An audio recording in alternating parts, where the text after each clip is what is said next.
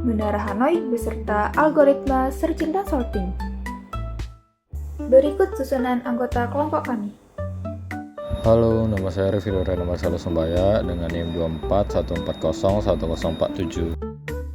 Saya Naswa Zahira dengan NIM 2414011059. Perkenalkan, nama saya Girani Ruth Velika Munte dengan NIM 2414011077.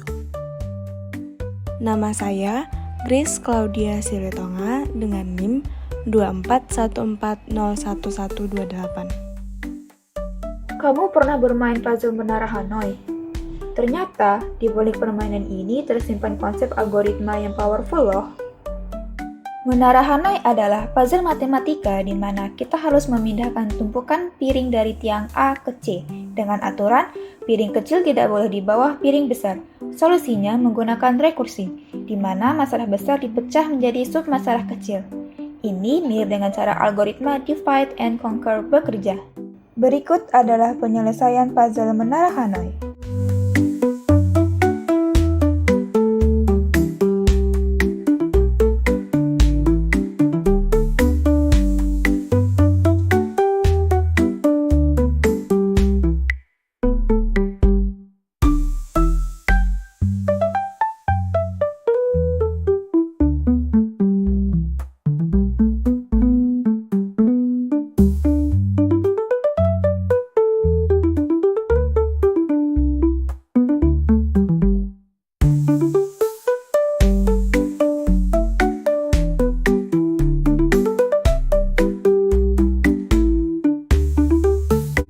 Puzzle Menara Hanoi telah berhasil disusun.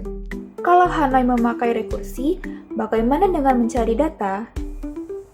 Di dunia pemrograman, proses mencari dan mengurutkan data sangat penting. Disinilah kita mulai masuk ke topik berikutnya. Apa sih sebenarnya yang dimaksud dengan searching? Searching adalah proses menemukan elemen dalam sekumpulan data. Tujuannya adalah mengetahui apakah elemen yang dicari ada dalam data, serta posisinya jika ditemukan. Misal kita mempunyai deret angka acak. Linear search mengecek satu persatu. Sedangkan binary, ia akan langsung membelah data menjadi dua. Pertama, kita mulai dengan metode linear search. Misal ada satu buah array yang berisi 3, 1, 4, dan 2. Kemudian kita ingin mencari angka 4. Karena konsep linear search itu memeriksa satu persatu dari awal hingga akhir, maka dia akan mencari dari indeks 0. Kemudian kita lihat apakah 3 sama dengan 4.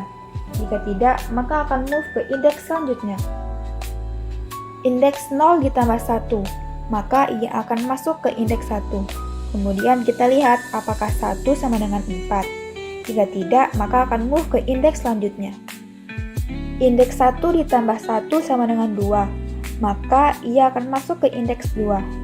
Kemudian kita lihat apakah 4 sama dengan 4. Jika benar, maka data telah ditemukan. Berikut adalah kompleksitas linear search berdasarkan best average dan worst. Metode berikutnya binary search. Di sini kita mempunyai data yang acak. Kalau datanya belum terurut, kita harus mengurutkannya terlebih dahulu. Binary search hanya bisa digunakan pada data yang sudah terurut. Kita bisa mengurutkan data tersebut dari terbesar ke terkecil atau sebaliknya. Cara mencari nilai tengah adalah posisi awal indeks ditambah posisi akhir indeks dibagi 2. Misal kita ingin mencari angka 5. Di sini indeks awal adalah 0 dan indeks akhir adalah 5. Maka 0 tambah 5 dibagi 2 sama dengan 2,5. Tapi kita hanya mengambil nilai bulatnya saja, yaitu 2. Kemudian kita lihat isi elemen di indeks 2. Apakah 4 sama dengan 5?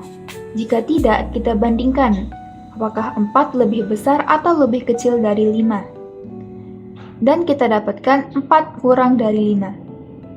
Berdasarkan hasil perbandingan yang kita dapati, jika lebih kecil, maka lihat indeks yang kecil atau yang di sebelah kiri. Jika mendapat yang lebih besar, maka lihat indeks yang besar atau di sebelah kanan. Indeks yang sekarang kita lihat adalah indeks 0 sampai indeks 1 karena indeks tersebut adalah indeks yang lebih kecil dari 2. Kemudian kita lanjutkan mencari nilai tengahnya. Posisi awal ada di indeks 0 dan posisi akhir ada di indeks 1. Maka 0 tambah 1 dibagi 2 sama dengan 0. Kemudian kita lihat elemen yang ada pada indeks 0. Apakah 6 sama dengan 5? Jika tidak, kita bandingkan apakah 6 lebih besar atau lebih kecil dari 5. Dan kita dapatkan 6 lebih besar dari 5. Indeks yang lebih besar dari 0 adalah indeks 1. Kemudian kita lihat elemen yang ada pada indeks 1. Apakah 5 sama dengan 5? Jika benar, maka data telah ditemukan. Berikut adalah kompleksitas binary search berdasarkan best, average, dan worst. Pernah nggak sih kalian punya data yang berantakan dan bikin pusing pas mau nyari sesuatu? Nah, sorting atau pengurutan data ini penting banget buat ngatasin itu loh. Sorting adalah proses mengatur elemen dalam suatu data agar berada dalam urutan tertentu. Misalnya, dari kecil ke besar ataupun sebaliknya. Dalam sorting, kita akan membahas bubble sort yang membandingkan dan menukar elemen yang bersebelahan hingga data terurut. Sedangkan quicksort memilih pivot lalu membagi data menjadi 2, lebih kecil dan lebih besar dari pivot. Tukar.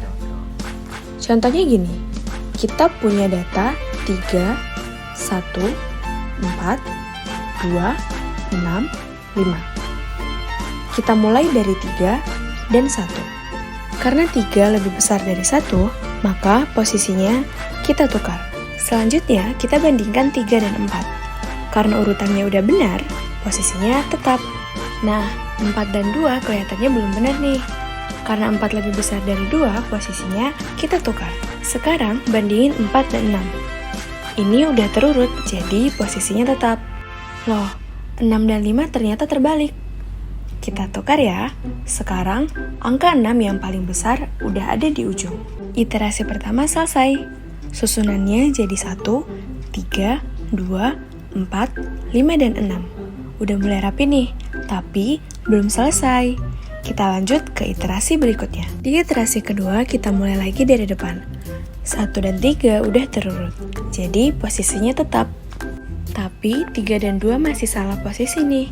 Kita tukar jadi 2 dan 3.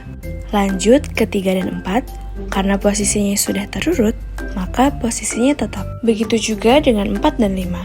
Posisinya sudah terurut, jadi gak perlu ditukar ya. Berikut kompleksitas bubble sort berdasarkan best, average, dan worst. Selanjutnya kita bahas quicksort. Kita pilih satu angka sebagai pivot, lalu bagi data jadi 2. Yang lebih kecil ke kiri, yang lebih besar di kanan. Sekarang kita punya 3 bagian nih. 3, 1, 2 lebih kecil dari pivot, 6, 5 yang lebih besar dari pivot, dan 4 adalah pivotnya sendiri. Dengan cara kerja seperti yang tadi, sekarang pada iterasi kedua, pivot sama dengan 3. Lalu pada iterasi ketiga, pivot sama dengan 1. Dan pada iterasi keempat, pivotnya sama dengan 5. Prosesnya selesai. Berikut kompleksitas quicksort berdasarkan best, average, dan worst. Jadi, Menara Hanoi mengajarkan kita rekursif, searching membantu dalam pencarian data, dan sorting mengatur data menjadi terurut. Terima kasih.